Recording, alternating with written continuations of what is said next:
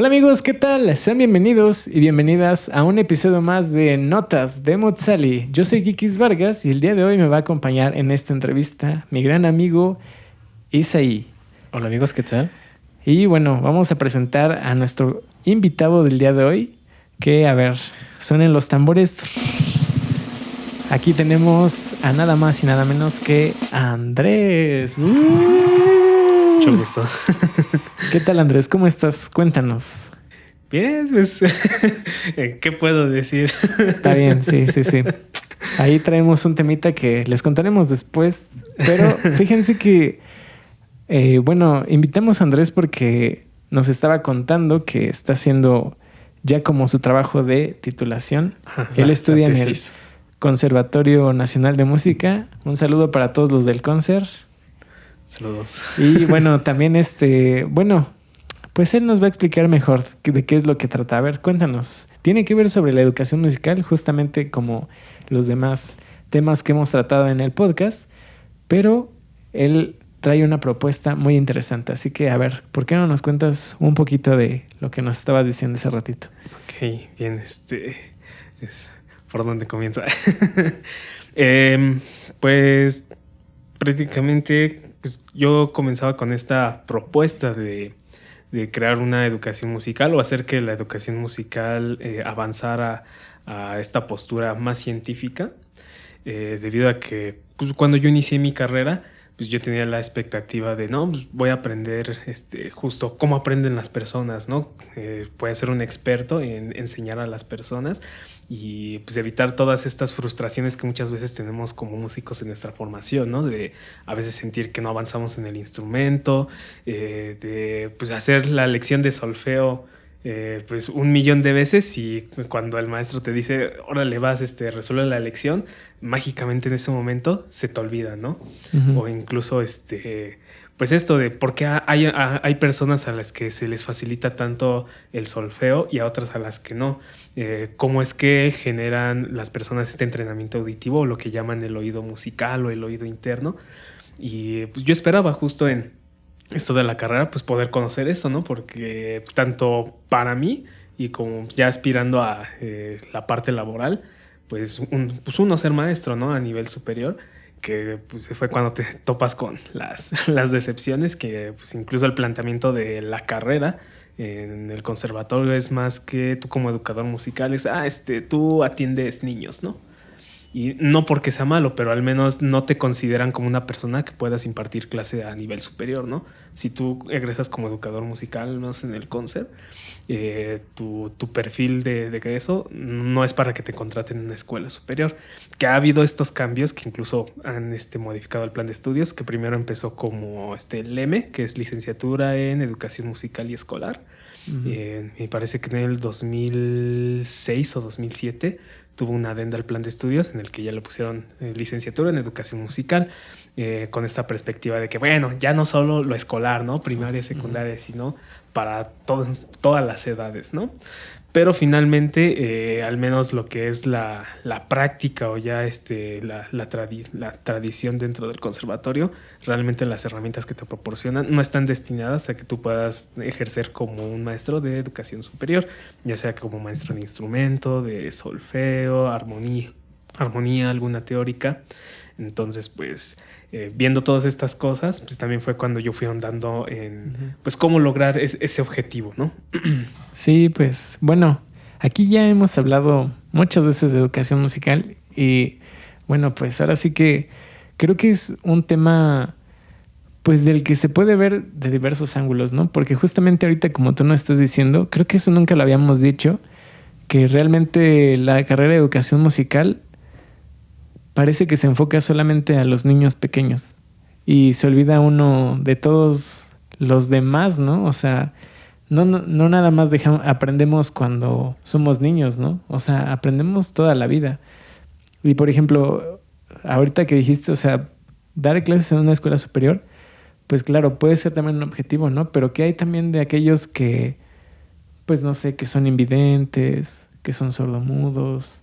O también ya de las clases para los adultos mayores, ¿no? O sea, todo eso parece que están olvidados, pero también lo que siento yo que es más grave en esto que también nos estás diciendo es como, pues bueno, creo que hablamos desde nuestra perspectiva en la FAM, que ahí nos hacían menos, pero ya desde ahí, o sea, fíjate, nos estás diciendo que también desde el plan de estudios y del de cómo es tu perfil de egreso, ya como que hay un, así como de, aquí tú eres para dar clases a los pequeños, ¿no? Claro. Sí, que prácticamente quienes destinan para dar clases a nivel superior, pues son los instrumentistas. Y finalmente no hay nada de malo, o sea, es como de pues una persona que sabe cómo ser instrumentista, le podría enseñarle en teoría a otra persona cómo ser instrumentista. Pero es cuando te topas esto que sucede, de que existen muy buenos instrumentistas, pero que como maestros son terribles, Sí. ¿no? Y porque pues, no es solo pues decirle al alumno lo que tiene que hacer, sino que él mismo descubra y sea consciente de todos sus procesos de aprendizaje. Y es cuando ahí te das cuenta que pues, muchas veces eso es lo que falla, ¿no? De que, pues no sé, evita quintas y octavas paralelas hablando de armonía. Sí, claro. Pero el alumno es como de, oye, pero, o sea, sí las evito, pero ¿cómo, no? Incluso pues desde percibir la utilidad, porque desde las teorías cognitivas del aprendizaje, pues mencionan que mucho de que el aprendizaje sea significativo tiene que ver con la utilidad en la que perciben los estudiantes, ¿no? Si tú lo dejas muy teórico de esto de, pues nada más evita quintas y octavas paralelas porque pues así es la buena música, pues definitivamente para el estudiante, dependiendo de las concepciones que tenga, porque habrá otros que digan, no, sí, la música culta, muy buena música, ¿no? Pero habrá otros que en otro contexto dirán, ok, pero, o sea, ¿qué tiene que la música tenga quintas, octavas paralelas, no? Es como la música que yo escucho, la verdad, muy pocas personas somos conscientes de, mira, aquí tiene una quintota, ¿no? Sí. Y el hecho de que existan no significa que suene mal, simplemente que es otro estilo. Sí, pues sí pasa, ¿no? Uno está escuchando acá unos boleruquis y dice de repente, Obvio. no manches, ahí salió esa quinta directa. Sí, ¿no? Y es no como, la prepararon. Exacto. Y es como de, no, toda esa música ya no es válida por el simple hecho de que no prepararon esa quinta, ¿no? Es de que llegaste por ella por movimiento directo, ¿no? Es como que no, entonces ya no vale. Definitivamente no. Pero el hecho de transmitir esa utilidad o validez del conocimiento, pues es algo muy importante que a veces pasa muy desapercibido por no conocer justamente cómo es que una persona aprende, ¿no? Que simplemente es, pues así es la música y si quieres ser músico, pues hazlo, ¿no? O nadota. Fíjate que ahorita me estabas diciendo algo de que tú como que estás en la carrera de educación musical, sentías que, o sea, que fue como una decepción el que no te hayan preparado para esto, ¿no? Y después mencionaste algo que se me hizo muy interesante, que dices que las materias en la educación superior son, bueno, las dan los instrumentistas. Y fíjate, si tú que estás estudiando educación musical sientes que no te prepararon en eso, ¿tú crees que un instrumentista estaría preparado en eso que tú dices? En las fases de aprendizaje, lo cognitivo. Y bueno, ¿cuál crees que es la importancia de estar preparado en esto para dar unas buenas clases, independientemente de la edad a la que nos estamos dirigiendo? Sí, pues lo primero, abordando esta parte de la edad, es un poco complicado porque hay distintas posturas. Por ejemplo, lo que es el modelo de cultura de conservatorio, que pues ya han teorizado bastante sobre él, que casi no se conoce porque justo no se han dado mucho en la educación musical, sino el enfoque educativo que se tiene es le llaman instrumentocentrista,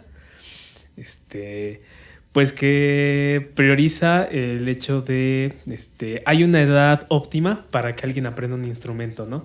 Y claro, esto tiene pues desde la filosofía del virtuosismo, en el que no, tú tienes que enseñarle antes de que se eche a perder ese niño, ¿no?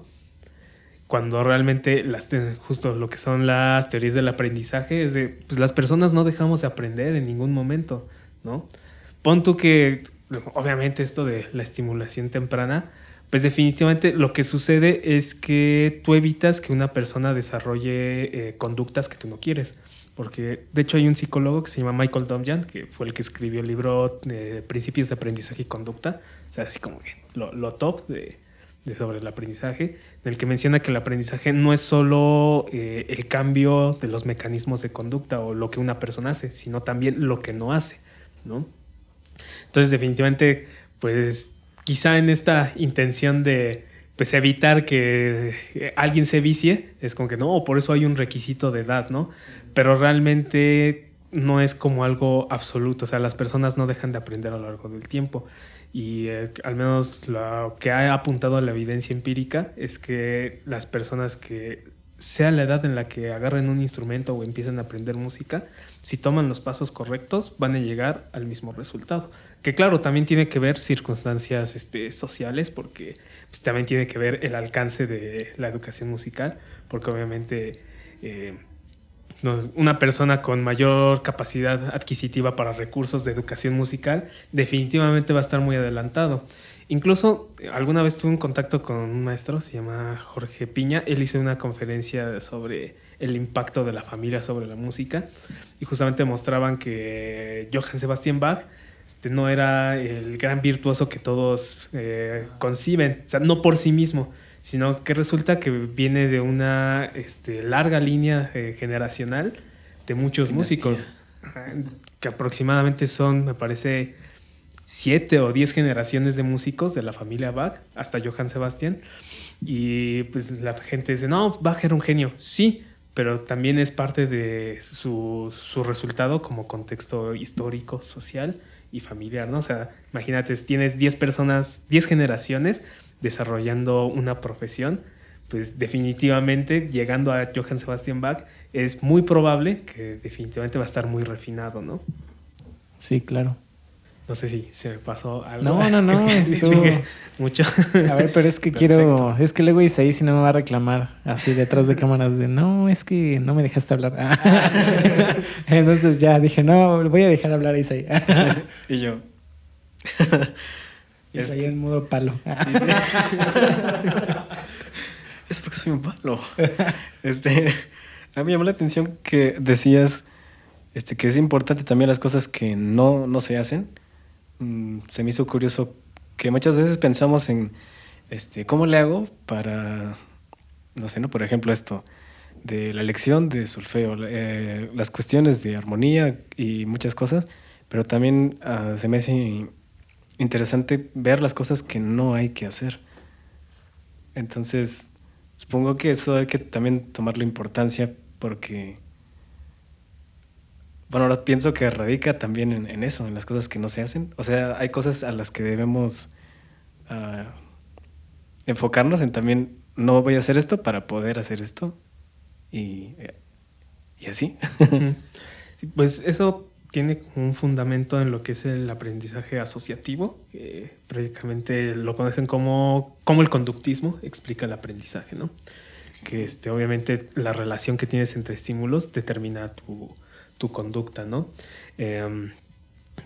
Por ejemplo, no sé, es como ensayar un error. Y lo que explica el conductismo es que tú tienes un estímulo y puede ser aprendido ya sea por una asociación hacia un sentimiento, una emoción fuerte, o por un largo periodo de exposición a ese estímulo, ¿no? Que prácticamente es lo que hacemos en el entrenamiento auditivo. O sea, te exponen tanto a un estímulo de así suena una quinta justa, que por esa exposición a ese estímulo tú ya haces un aprendizaje por asociación, ¿no? Entonces, definitivamente, incluso, pues, lamentablemente muchos niegan el conductismo dentro del aprendizaje porque dicen que es reduccionista, pero ignoran que muchas cosas de las que nosotros hacemos, pues, está hecho así por asociación. De hecho, hay un libro que se llama Cómo ser un conductista radical, en donde incluso explican que en una carta que escribe Descartes, que incluso si a un perro tú lo azotaras, mientras escucha el sonido del violín, cada vez que escuche el violín, pues va a sentir miedo, ¿no? Y también esto explica el aprendizaje asociativo. Y claro, tiene que ver también con la práctica docente, porque suele pasar que el alumno estudia excelente su lección, le sale muy bien, pero en el momento en el que ve a su maestro que aprovecha cada momento para decirle, no, no puedes, ¿no? De que, no, esto te salió mal. Es como, ¿saben qué? Si no pueden, pues va a haber atrilistas, no todos tienen que ser primer violín, ¿no? Y hay esta exposición a emociones que generan una respuesta aversiva al estímulo. Y claramente, aunque el alumno estudie perfectamente la lección y aunque domine el conocimiento, siempre que se presente este estímulo, pues va a tener esta respuesta aversiva, ¿no? Y definitivamente una afectación al desempeño. O sea que es real, en mi casa sí me salía, profe. Pues puede ser, o sea, tampoco yo podría, soy testigo. podría afirmar que es absoluto, pero puede ser una propuesta a esta razón, ¿no? Porque pues muchas veces ignoramos lo que ocurre dentro de todo nuestro pensamiento, ¿no? Justamente se puede justificar que no lo estudiaste, pero realmente cuando alguien está desempeñando cualquier tarea o cualquier encomienda, afecta mucho el que pueda realizar ese aprendizaje dependiendo de cómo se perciba, siendo capaz de hacer eso. Esa parte dentro de las teorías del aprendizaje le llaman desempeño, que justamente el desempeño no es igual al aprendizaje. Una persona puede saber cómo hacer algo perfectamente, pero si está afectado lo que es el desempeño a causa de, por ejemplo, la motivación, pues definitivamente no va a visualizarse ese aprendizaje porque hay algo que está interfiriendo con ello. Sea que ese aprendizaje ya lo sabe hacer, pero si la motivación o el desempeño se ven afectados, pues definitivamente no va a ser, no se puede visualizar ese aprendizaje. Oye, y por ejemplo, ahorita estabas diciendo justamente de eso de que pues también ya como la relación de maestro y alumno hace que sea como esto, conductista, asociativo. Pero a ver, ¿tú crees que hay alguna forma diferente de esta relación entre el maestro y alumno? Hay un psicólogo cognitivo que es Juan Ignacio Pozo, que es como de los grandes psicólogos que han propuesto esto de teorías cognitivas del aprendizaje. De hecho, tiene un libro sobre eso. Hace poco también publicó otro que es Aprender y enseñar música, un enfoque centrado en los alumnos, en donde justamente trata sobre estas relaciones que es de la diada de maestro y alumno, que dentro del sistema de modelo educativo de tipo conservatorio es algo tan arraigado, pero sobre todo que es casi una sumisión en la que el maestro impone tanto su personalidad como su visión ante la música al estudiante, ¿no? Sí. A tal grado que no sé si sucede en la facultad de música, pero realmente tú ves que los estudiantes basan su personalidad en su maestro de instrumento, ¿no? Y es como de, incluso tú los ves y dices, es que claramente, pues o sea, eres tu maestro, sí, ¿no? Así como, sí, ahí viene el que estudia con este carnal. Ahí viene el que estudia con Isaí.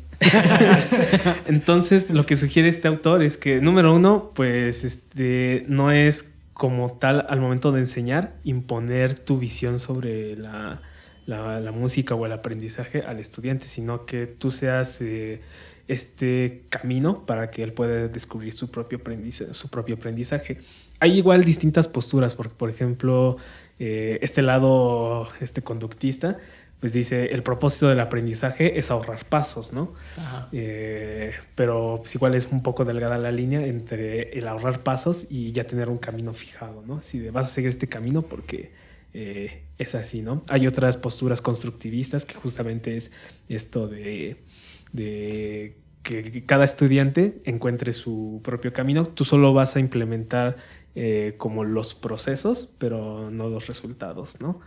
Entonces esto es lo que propone este autor, que igual el constructivismo tiene críticas por parte de los conductistas, que es como, no, pues es que los constructivistas pues se sacan cosas de quién sabe dónde, o sea, ¿cómo lo vas a evaluar si no tienes parámetros fijos? Y esto es donde justamente se complica el visualizar la educación musical como una rama científica, porque pues tienes esta parte, ¿no? De que algunos lo tachan de positivista, pero otros es de que, ok, sí soy muy positivista, pero tú no tienes ni un marco teórico que justifique tu práctica, ¿no? Entonces, pues es cuando se empieza a complicar. Pero es algo que no ha entrado a debate porque al menos la educación musical no ha apostado por entrar a ese debate porque está muy cómodo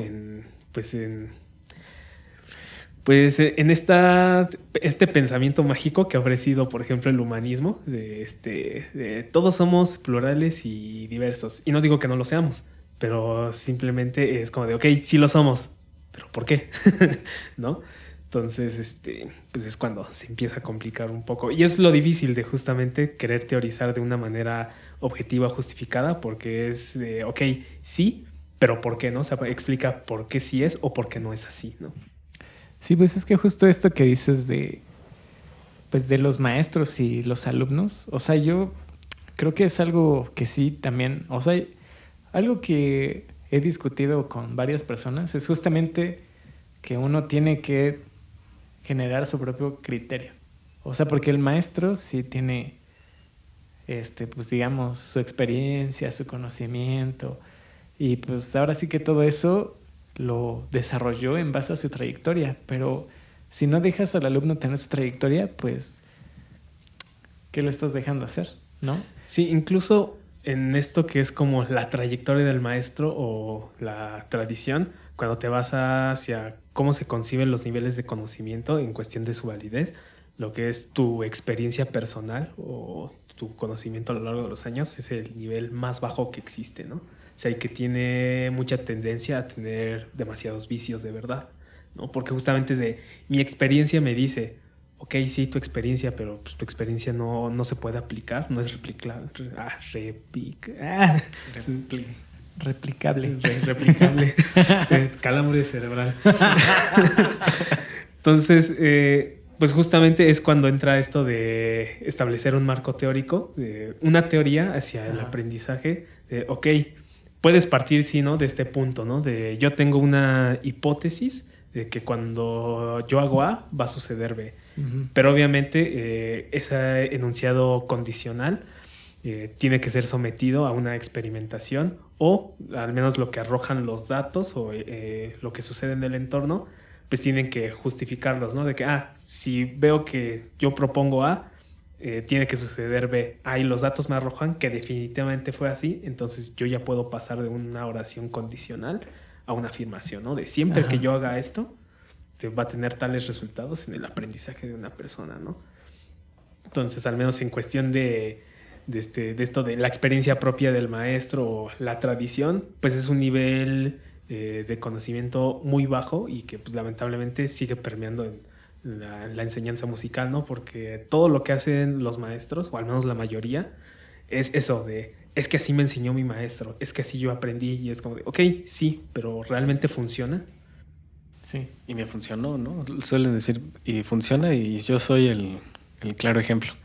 Pero justo, ¿funciona para todos? Bueno, porque hace rato mencionabas que si propongo A, y sucede B, pero o sea, ese resultado es como decir, ¿está comprobada la receta o sí puede cambiarse? O siempre es fijo, pues eso.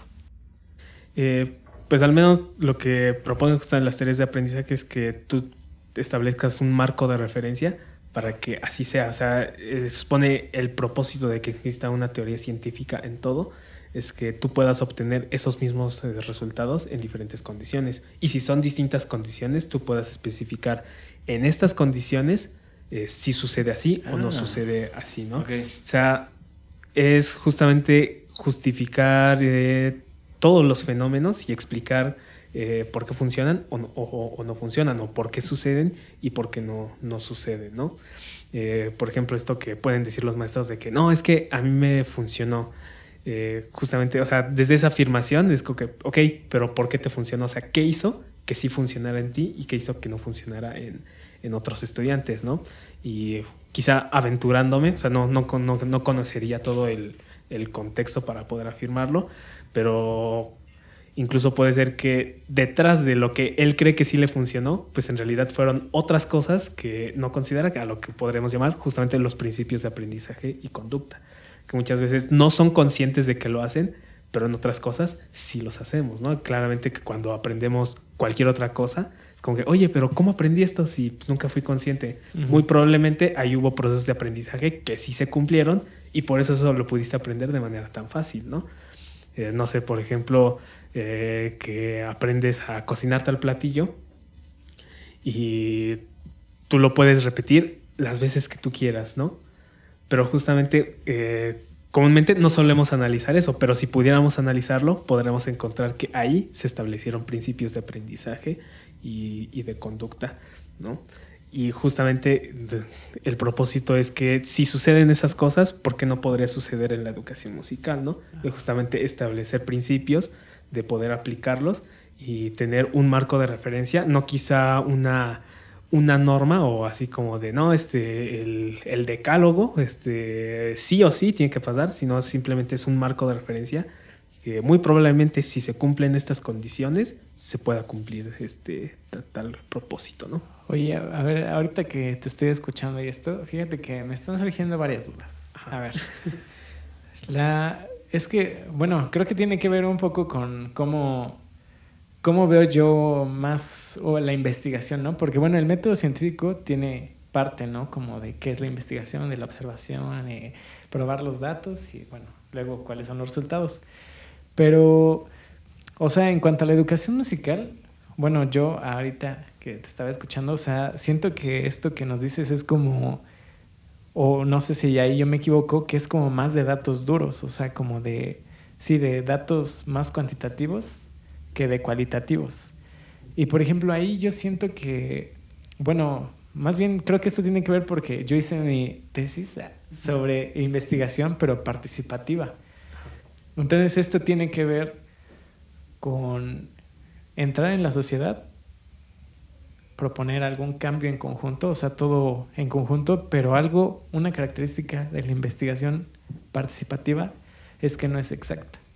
Entonces, justamente tú puedes llegar a un, digamos, resultado, pero sabes que es un resultado que se dio en estas condiciones, con esta gente, y que muy probablemente no se pueda replicar. O sea, porque pues tiene que ver eso, todo el contexto y toda la sociedad en la que te basaste en esa investigación. Y por ejemplo, ahorita que te estaba escuchando así, no sé, como cuál sería, o tú qué piensas acerca de eso, de cómo sería una propuesta para analizar todos estos datos y hacer como una propuesta hacia la educación musical. Ok, pues justo es lo complicado. También es algo que sigo aprendiendo porque, pues lamentablemente, como está en pañales toda esta cuestión de hacer una educación musical más experimental, pues justo es como de, ok, pero ¿cómo se hace, no? Sí.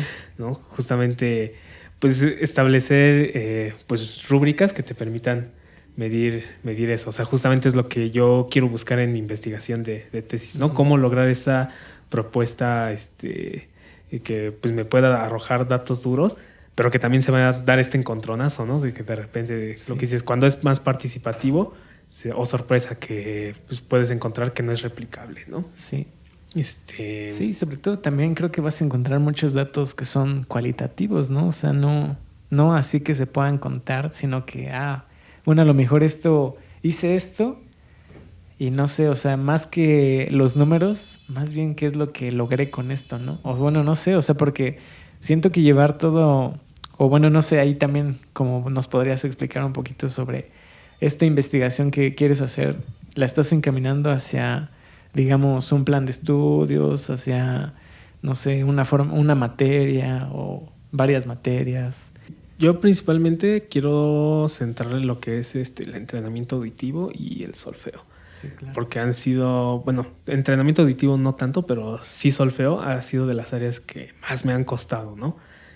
En cuestión de, por ejemplo, o sea, a mí me costó mucho el hecho de que me pusieran una partitura y tener que leerla. O sea, y todavía sigo trabajando en eso porque pues pareciera que si me ponen una partitura es como de no, ¿sabes qué? No. Sí, así ¿no? Como bueno, se cancela. Se cancela. Bueno, pues buenas noches, ahí nos vemos. Pero por ejemplo, en otras áreas como el entrenamiento auditivo, que pues por ejemplo con varios compañeros que veo que leen excelentemente bien una partitura, pero si escuchan una canción es como de, pues quién sabe qué acorde será, ¿no? O en qué tonalidad está. Y así de que, y yo lo que pienso es que no, pues yo sí los puedo identificar, ¿no? De que claramente, pues empieza con un sol, ¿no? Que de repente un sol con bajo en sí se va a do, que una dominante auxiliar. Y justamente ha sido lo que me ha generado esta cuestión de, o sea, ¿por qué? O sea, en distintas áreas, pues por ejemplo en entrenamiento auditivo o en identificar la armonía, o si me ponen un cifrado, es como que, sí lo puedo hacer, ¿no? Pero si me ponen una partitura, así diga lo mismo que auditivamente, es como que pues, se me dificulta tanto, ¿no? Y por eso estoy centrando mi investigación en eso. O sea, todavía estoy determinando si ir a obtener datos duros, porque yo sí quisiera obtener esos datos duros de que me pudiera revelar esto, ¿no? Aquí, pero este es el hilo negro. el hilo negro. Quizás no el hilo negro. No diría hilo negro porque creo que al menos en psicología se ha investigado más de cómo aprenden las personas, pero al menos sí su aplicación a la música, pues sí quisiera pues dar esa propuesta, ¿no? De si es posible, porque obviamente en este proceso de investigación, pues justamente voy a tener que descubrir si es posible o no. Y también es parte, creo, de la responsabilidad de investigar, porque muchas veces podemos tener como esta cuestión de yo quiero que sea así, pero de repente que la investigación te arroje otros datos o te arroje otra tendencia hacia una respuesta. Es de, híjole, o sea, mi hipótesis pues no se cumplió, ¿no? Entonces, claro, como responsabilidad como investigador, es como de, ¿saben qué? O sea, mi hipótesis no se cumplió.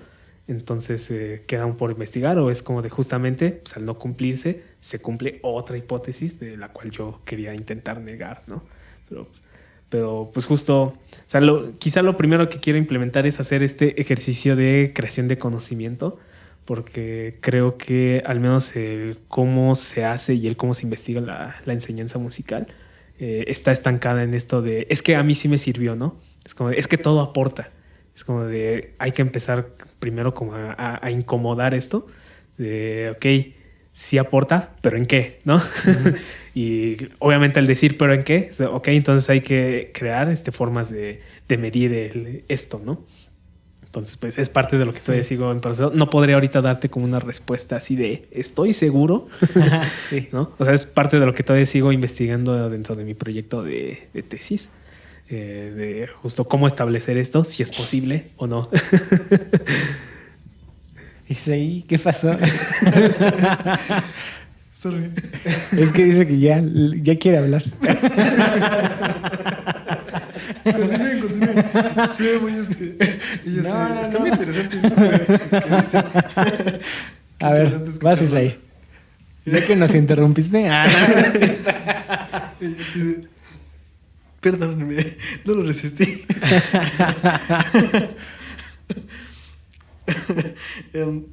Esto a mí me llamó la atención que decías al respecto de las cosas que se nos facilitan y de las que no. A mí, por ejemplo, ahorita que mencionaste eso de cuando escuchas algo y te dices, pues sí, eso claramente, no sé, empezó en un la, pero se transformó en... El bajo cambió y se pasó a otro acorde, está haciendo tales voces. A mí eso se me hace complicado y no sé, tal vez vaya a hablar de más porque a mí se me hizo como... yo he visto que a los tecladistas, sí, ya sea el piano o el acordeón. Sí, también. Sí, los teclados. Sí, ¿no? todos los teclados como que tienden a tener esa facilidad, así decir, se oye. Porque pienso que, no sé si decirlo así, que el instrumento influye o no, porque al menos lo que he visto, sí ha sido así. Es como, he visto que se les facilita mucho más a quienes tocan teclados que a los que no tocan. Bueno, en mi caso que toco la guitarra no es así. Pues, o sea, podría ser que justo por la disposición que tiene el teclado, de tanto mayor rango y como el esquema de todo el sistema tonal, sí, pues tú puedes quizá apreciar mejor el cómo se distribuyen las inversiones, de las cuestiones sonoras de los intervalos. Pero justo, si quisiéramos afirmar eso, pues justamente sería quizá implementar esta hipótesis de los tecladistas tienen mayor facilidad para identificar inversiones de acordes, ¿no? Pero justo es de, ok, tienes tu hipótesis, pero ya en el planteamiento del problema, pues justo que plantear la hipótesis, justificación, hacer preguntas de investigación, ¿no? De por qué es así, ¿no?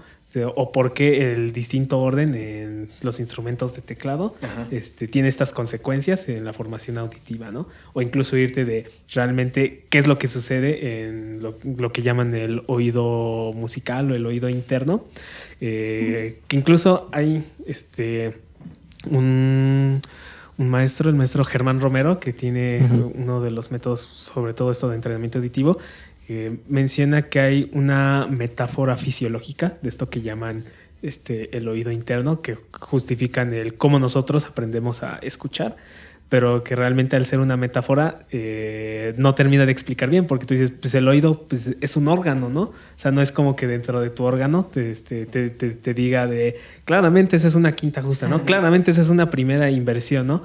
En cambio, lo que propone este investigador es que tiene que ver más con el pensamiento, ¿no? O sea, quizá sí nuestro oído como estructura fisiológica pues nos permite escuchar todos los estímulos sonoros, pero realmente el procesamiento está en lo que es el pensamiento, ¿no? En el que tú cómo imaginas el sonido, cómo piensas el sonido. Entonces, justamente son estas propuestas, ¿no? De que, ok, sí, queremos afirmar algo, pero pues tenemos que justificarlo, ¿no? E implementar todas estas medidas de investigación para poder decir, ¿saben qué? Sí es real, ¿no? O ¿saben qué? No es real, ¿no? Okay. Me equivoqué, ¿no? Ajá, me equivoqué. Lo admito. Ahí lo que tienes que hacer, Isaí, también para tu pregunta, que te la voy a contestar, es echarle 5 pesitos al Ear Master. A la que mira, ahí todas las inversiones. Oye, a ver, tengo otra pregunta. ¿Cuál crees que es la importancia de los investigadores? A ver, otra vez. ¿Cuál es la importancia de que los educadores musicales hagan investigación? Creo que es sustancial, o sea que ni siquiera puede pasar por alto, porque el hecho de que exista investigación justifica tu práctica, ¿no? Imagínate que tú tienes cualquier situación con tu grupo y qué marco de referencia vas a establecer para las acciones que tú vas a tomar. Porque creo que el camino más cómodo o el que estamos más acostumbrados es de, pues lo intento, pero eso te exime de la responsabilidad de, hay personas que están pagando porque yo les proporciono este servicio de dar clases, ¿no? O sea, hay un compromiso con que esta persona paga y yo tengo que asegurar su aprendizaje, ¿no? O incluso de recursos públicos, es cuántos recursos públicos se está destinando el Estado o cualquier escuela en que yo como docente pueda asegurar su aprendizaje, ¿no? Y lo más cómodo siempre es de, pues que estudien más, ¿no? Pero realmente creo que se ignora mucho esta responsabilidad como docente, que es una carga muy pesada de cómo voy a asegurar que definitivamente esta persona que se acerca a mí, porque yo soy músico y, oye, es que yo quiero aprender. Ah, sí, yo te doy clases, ¿no? Y esa responsabilidad de, si tú tomas clases conmigo, yo tengo que asegurar que tú logres tu objetivo porque yo soy el profesional, ¿no? Y creo que es algo que pasa muy desapercibido o se ignora. Incluso creo que es pues negligencia como docente. El hecho de, pues no pudo, qué bueno, me pagó, ¿no? No pudo, pues qué lástima, ¿no? Que estudie más. Y es como, no, pues es tu trabajo como docente, el poder asegurar eso y que tú encuentres el por qué un alumno puede o no puede. Porque incluso si encuentras el por qué no puede, ok, entonces vamos a tomar acciones para que el hecho de que tú no estés logrando los objetivos de aprendizaje, pues poder revertirlos, ¿no? Cambiarlos a saber qué tengo que hacer, porque creo que eso es lo más importante. Yo me he topado en muchas clases que definitivamente yo decía, es que siento que ni el maestro sabe qué está haciendo, ¿no? Porque es como este meme en el que el maestro de matemáticas pone un problema súper difícil y ni a él le dio el resultado, ¿no? Es como de, sí. No, ¿saben qué? Pues no, pues, ni a mí me salió, ¿no? y es de, tú como docente, pues qué responsabilidad tienes si tú te presentas con eso, ¿no? O sea, imagínate que tú llegas a tu clase y pones tu ejercicio de solfeo, pero no a ti tampoco te salió, ¿no? que tú enseñas tarea, ¿no? O incluso que tú enseñes un ejercicio de armonía y de repente de que tienen que evitar quintas paralelas en tal enlace y de repente te dicen, a ver, profe, pues, ayudes, ¿no? ¿Cómo se podría hacer? Chin, no me salió. Me salieron quintas paralelas, ¿no? O sea, y que no sepas ni cómo resolverlo. Entonces, definitivamente creo que la investigación y el ser docente tiene que estar profundamente ligados. Si al menos no vas a ser como creador de conocimiento, al menos sí como intérprete, de tal modo que quienes sí se dedican a la investigación lo redacten tan precisamente que tú puedas replicarlo en el aula, ¿no? O con tu estudiante. Sí, ahorita que dijiste esto, me acordé de... Hay un libro de Pierre Schaeffer sobre educación y al final dice que no se puede ser educador sin ser investigador. Entonces eso estaría... Igual creo que te gustaría mucho un libro... Bueno, creo que es un artículo que él escribió que habla del pensamiento crítico. Creo que te ayudaría ahí sobre la línea que vas. Porque bueno, no sé... yo ahí siento, te digo, como vi más como esto de lo participativo, o sea, como siento más, voy más hacia lo cualitativo que hacia los datos duros, pero creo que en esa parte a lo mejor te gustaría, y porque habla hasta de cómo es pues es la educación bancaria. Bueno, creo que es de Bourdieu, ese artículo, que es la educación bancaria, ¿no? Y justamente habla de esto que nos decías, de cómo las figuras de autoridad y los estudiantes replican, ¿no? Lo que pasa, porque eso es lo que funciona. Pero realmente no sabemos si está bien, ¿no? Y creo que hay un montón ya de alternativas como, pues para eso, ¿no? De ya no ver al docente como la figura de autoridad, sino pues crear las comunidades de aprendizaje, ¿no? Ahorita estábamos viendo con Isaí este libro que trae de Murray Schafer, ¿no? Sí. Que al final dice que en un apartado dice así como ya no existen los educadores, solo una comunidad de aprendices, ¿no? Y es como fabuloso. Entonces, o sea, como... Pues sí, no sé, siento que hay un montón de ¿cómo decirlo? De soluciones y de puntos de vista, ¿no? De hacia dónde llevar pues todo esto. Porque pues sí, o sea, creo que, bueno, al menos yo no sé, con los chicos del concert, como que sí he escuchado que tienen más esto de las figuras de autoridad de los maestros, pero siento, bueno, al menos en la carrera de educación, aquí en la FAM, siento que los maestros ya no toman tanto ese rol de ser como las figuras de autoridad que todos lo saben. Entonces, pues no sé, ahí también es como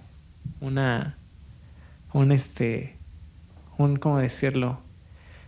No sé, un signo de admiración para el concert, así como de, a ver, chécale, ¿qué está pasando? Pues tiene que ver con que pues el conservatorio pues mantuvo justamente este modelo de educación tipo conservatorio. Sí. Obviamente para este modelo, lo importante es que toques. Sí. ¿no? O sea, el conservatorio está diseñado para que las personas toquen, pero al momento en el que tienes que repensar por qué tocas, a quién va dirigido lo que tocas, quién financia lo que tocas, ¿no? Sí. Es esta parte en la que descubres es que ya no es solo tocar, ¿no? Entonces, afortunadamente la Facultad de Música, pues al separarse del conservatorio, pues tuvo esta visión universitaria y pues quizá por esto no tienen como esta misma relación del concert, que igual es gracioso porque pasa que tal maestro da clases en el conservatorio y en la FAM. Bueno, ¿no? Igual los de educación, te digo, los de instrumento esos ahí sí, yo he visto que sí, o sea, y lo que decías al principio, ¿no? De que pues parece que son copias y también los alumnos son pues, o sea, basan su gusto en lo que le gusta al maestro, ¿no? Entonces ahí como, no sé, signos de admiración para los estudiantes. Pues sí, o sea, y desde los enfoques pedagógicos, porque pues hay igual estas posturas por una pedagogía liberadora de Paulo Freire, pedagogía antiautoritaria, ¿no?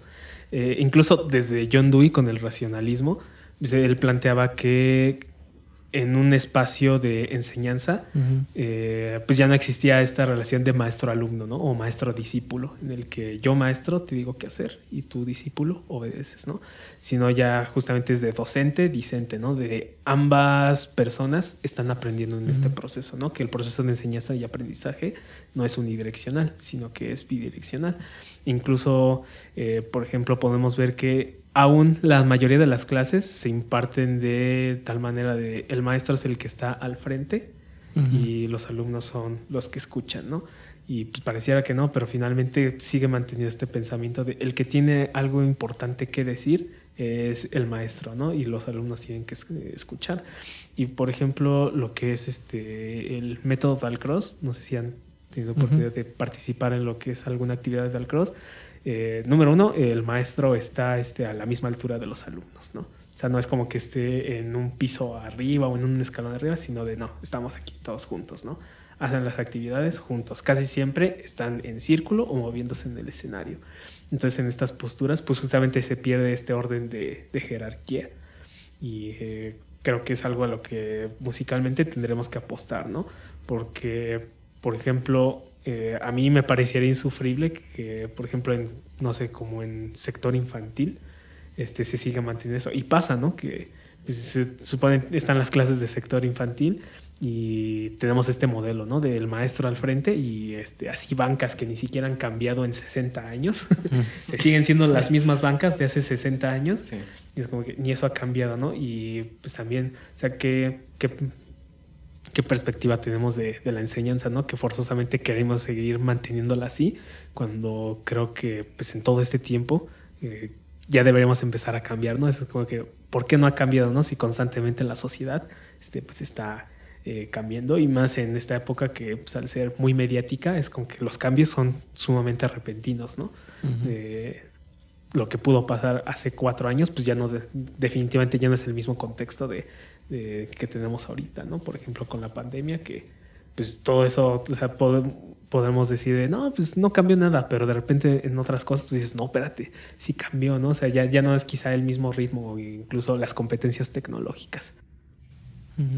¿Isaí? Está increíble. A mí se me hizo interesante porque justo leyendo a Murray Schafer, él igual está dando su clase, pero no está, como decías, pues al frente, en un pizarrón. Su clase es interesante porque, bueno, no sé, obviamente no estuve en su clase, pero pero dicen, ¿no? Pero dicen por ahí que como él justo estaba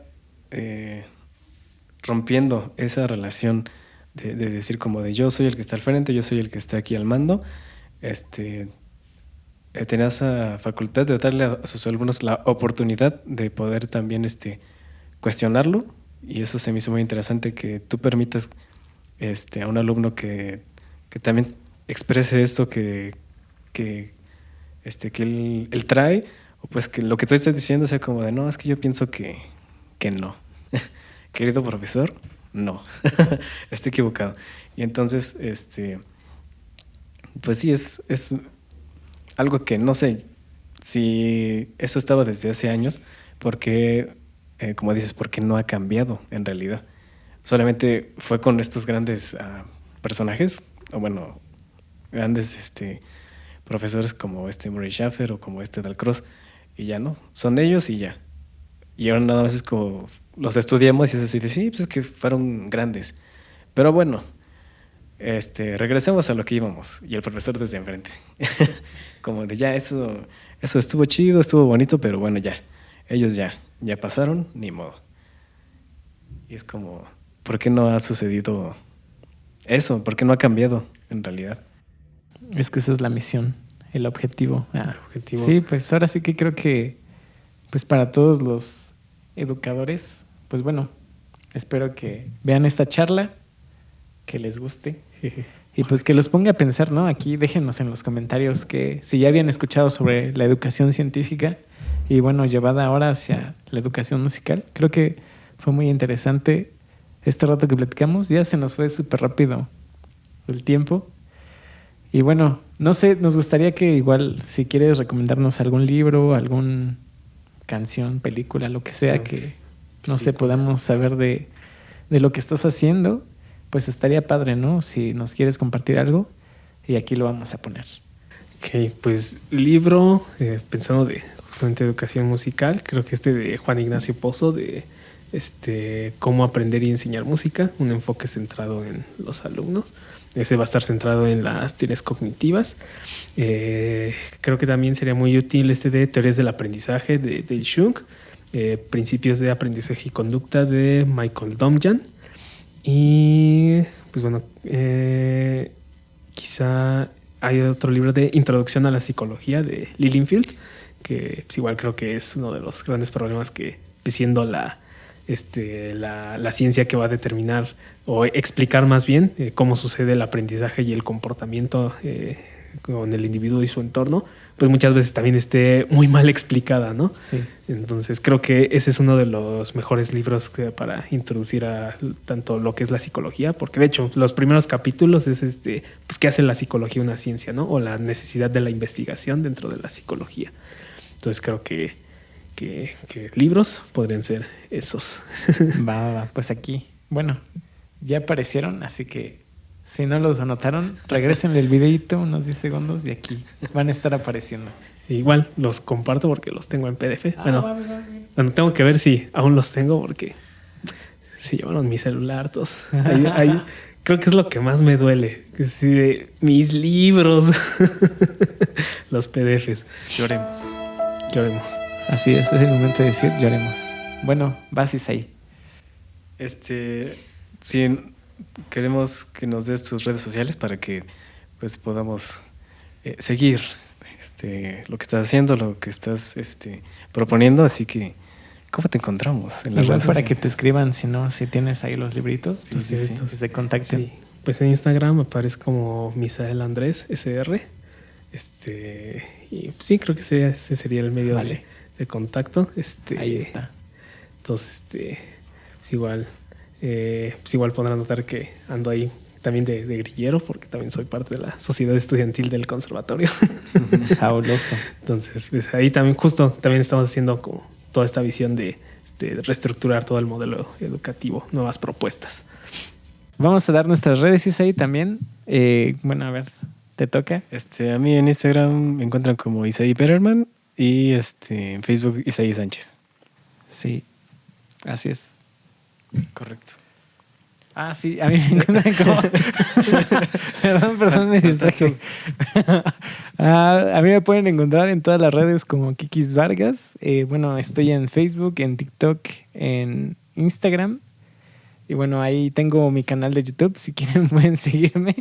Y bueno, también quiero recomendarles que sigan a mi banda, Los Amaría. Que bueno, ahí estamos haciendo varias cositas. Entonces nos encantaría que lo siguieran. Y bueno, ahora sí. No olviden seguir las redes sociales de Motsali, que si es tu primera vez escuchándonos, viéndonos y no sabías que Motsali es nuestra escuela de música en donde aprenderás a tocar un instrumento con profesores capacitados y con una visión actualizada de la música y la docencia. Nos encontramos en el piso 19 de la Torre Latino. Llámenos, contáctenos por DM en Instagram, Facebook o WhatsApp. Así es, amigos. Y también, bueno, no olviden seguir este fabuloso podcast. Lo pueden escuchar en YouTube. En Spotify ya no lo escuchen, pero estamos en Amazon Music también. No es cierto. Escúchenos en todas, por favor. Y bueno, también queremos agradecer a nuestro patrocinador oficial, que es la Escuela de Arte, Diseño y Moda Alessandra Farelli. Así que bueno, se encuentra en el piso 19 de la Torre Latino. Así que bueno, por aquí también están sus redes para que los puedan seguir. Por último, agradecemos a nuestra querida producción, a nuestro equipo de producción que está detrás de cámara, que en este caso fueron Kikis. Yo estoy aquí, amigo. Tú estás en todas partes, amigo. En este caso fue Carito, y también estuvo Eric. ¡Bravo! Sí, bueno, y mira, ese que está ahí en letras naranjitas es el eslogan del podcast. ¿Te gustaría decirlo con nosotros? Ok, sí, Va que va. Pues bueno, amigos, fue un placer estar con ustedes. y nos vamos a despedir como se debe en este podcast. Así que 1, 2 y... Haz música, toca con pasión y nunca dejes de soñar. Bye.